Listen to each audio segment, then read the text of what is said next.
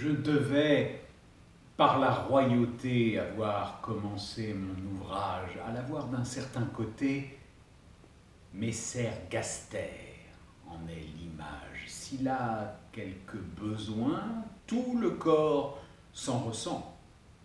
De travailler pour lui, les membres se lassant, chacun d'eux résolut de vivre en gentilhomme, sans rien faire. Alléguant l'exemple de Gaster. Il faudrait, disait-il, sans nous, qu'il vécût d'air. Nous peinons, nous suons comme bêtes de somme, et pour qui? Pour lui seul. Nous n'en profitons pas. Notre soin n'aboutit qu'à fournir ses repas. Chaumont. C'est un métier qu'il veut nous faire apprendre, ainsi dit, ainsi fait. Les mains cessent de prendre, les bras d'agir, les jambes de marcher.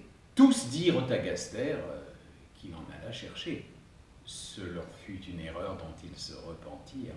Bientôt les pauvres gens tombèrent en langueur. Il ne se forma plus de nouveau sang au cœur. Chaque membre en souffrit, les forces se perdirent.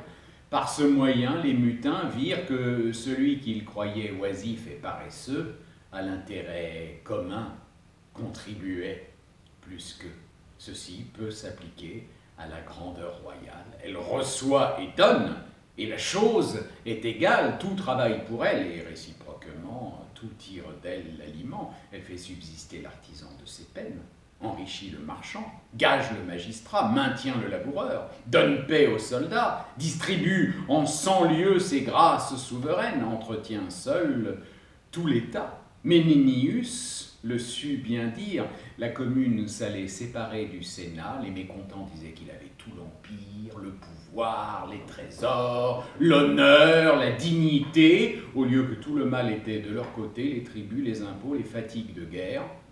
Le peuple, hors des murs, était déjà posté, la plupart s'en allaient chercher une autre terre, quand Ménénius leur fit voir qu'ils étaient aux membres semblables, et par cet apologue, un signe entre les fables, les ramena dans leur